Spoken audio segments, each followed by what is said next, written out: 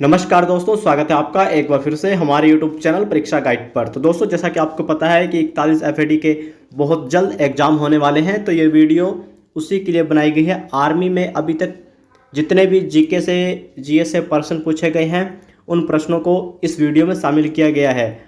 आपको इसी तरह की रोज़ छोटी छोटी वीडियो मिलती रहेगी ताकि आपका टाइम कम लगे और आप अच्छा पढ़ सकें कम समय में यूट्यूब पर। तो दोस्तों, इनमें वही प्रश्न है जो पिछली बार आर्मी के किसी न किसी पेपर में पूछे गए हैं।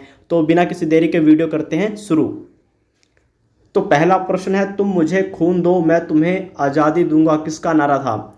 तो फर्स्ट ऑप्शन है सुभाष चंद्र बोस, महात्मा गांधी, श्यामलाल गुप्ता, फिर है सावरकर जी। तो इसका जो राइट आंसर होगा वो है सुभाष चंद्र बोस।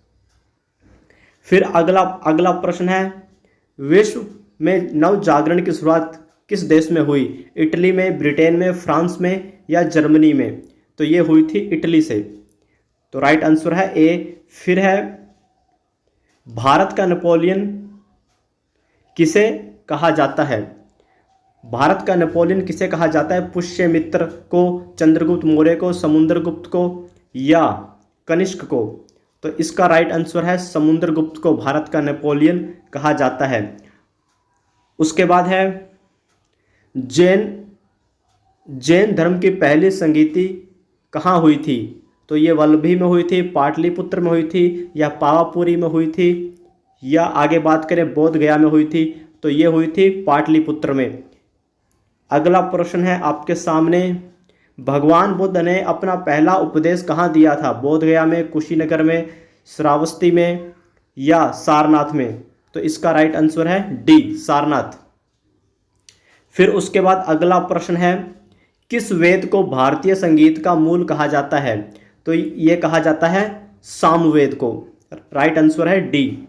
उसके बाद है, बुद्ध का जन्म कहाँ हुआ था? लुम्बिनी में, श्रावस्ती में, कुशीनगर में या सारनाथ में? तो बुद्ध का जन्म हुआ था लुम्बिनी में। फिर उसके बाद है, रांची का स्तूप किसने बनाया था? ये रांची नहीं, ये सांची का स्तूप है। ये किसने बनाया था? कनिष्क, अशोक या चंद्रगुप्त मौर्य या समुद्रगुप्त ने? तो ये बनाया था अशोक ने। उसके बाद है, हड़प्पा नगर की खोज किसने की थी? हड़प्पा नगर की खोज किसने की थी? रविंद्र सिंह बिष्ट, दयाराम साहनी या एजी मजुमदार या ध्रुवे? तो इसका राइट आंसर होगा साहनी, दयाराम साहनी। फिर है, यूरोप में धर्म सुधार आंदोलन की शुरुआत किसके प्रयासों से हुई? तो इसका ऑप्शन है मुसोलिनी, कार्ल मार्क्स, हिटलर या मार्टिन लूथर? तो ये हुई थी मार्टिन लूथर। उसके बाद अगला प्रश्न है, करो या मरो का नारा किसने दिया? मोतीलाल नेहरू, महात्मा गांधी या जवाहरलाल नेहरू या राजेंद्र प्रसाद? तो ये नारा दिया था महात्मा गांधी जी ने। फिर अगला प्रश्न है, यूरोप का मरीज किसे कहा जाता है? तो यूरोप का मरीज कहा जाता है पर्सा, जर्मनी, तुर्की या इनमें से कोई नहीं? तो कहा जाता है तुर्की को। फिर अगला प्रश्न है आपके सामने, पृथ्वी पर दिन और रात होते हैं दैनिक गति के कारण, वार्षिक गति के कारण, छमाही गति के कारण या तिमाही गति के कारण? तो इसका राइट आंसर आपको बताना है क्या होगा। तो इसका राइट आंसर होगा दैनिक गति के कारण। फिर अगला प्रश्न है, सबसे बड़ा ग्रह है? तो आपको बताना है कि सबसे बड़ा ग्रह कौन सा है? बृहस्पति, पृथ्वी, यूरेनस या शुक्र? तो सबसे बड़ा ग्रह बृहस्पति है। फिर अगला प्रश्न है, सबसे छोटा ग्रह कौन सा है? तो सबसे छोटा ग्रह कौन सा है बताइए? मंगल है, शनि है, बुध है या नेपच्यून है? तो जो सबसे छोटा ग्रह है वो है सी, यानी कि बुध। फिर अगला प्रश्न है,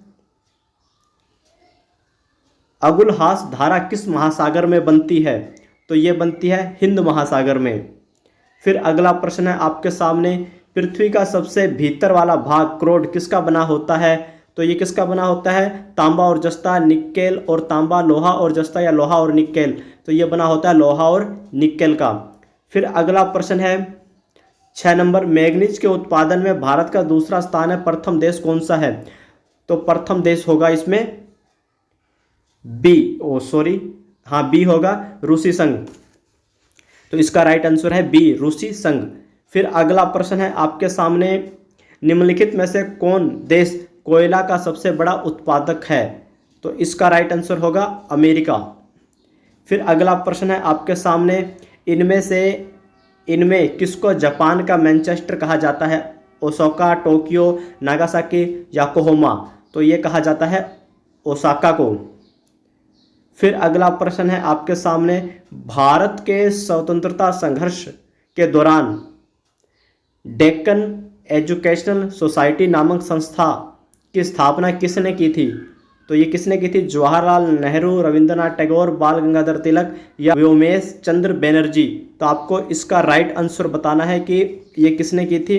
तो ये की थी बाल गंगाधर तिलक ने। उसके बाद आपको बताना है अगला प्रश्न, 1857 के गदर के समय भारत का गवर्नर जनरल कौन था? तो ये पहला ही ऑप्शन है, लॉर्ड कैनिंग था। फिर उसके बाद है, भारत भारतीयों के लिए नारा किस संस्था ने दिया था? तो ये नारा किसने दिया था? ये दिया था आर्य समाज ने। उसके बाद है,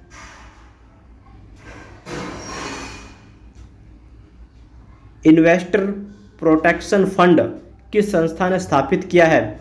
तो ये किया है सेबी ने। उसके बाद है, कुंडापुर एवं करवार कच्छ वनस्पति स्थान कहाँ स्थित है? तो ये है कर्नाटक राज्य में। फिर अगला प्रश्न है, भारत की प्रथम बहुउद्देशीय परियोजना किस नदी पर बनाई गई थी? तो दामोदर नदी पर।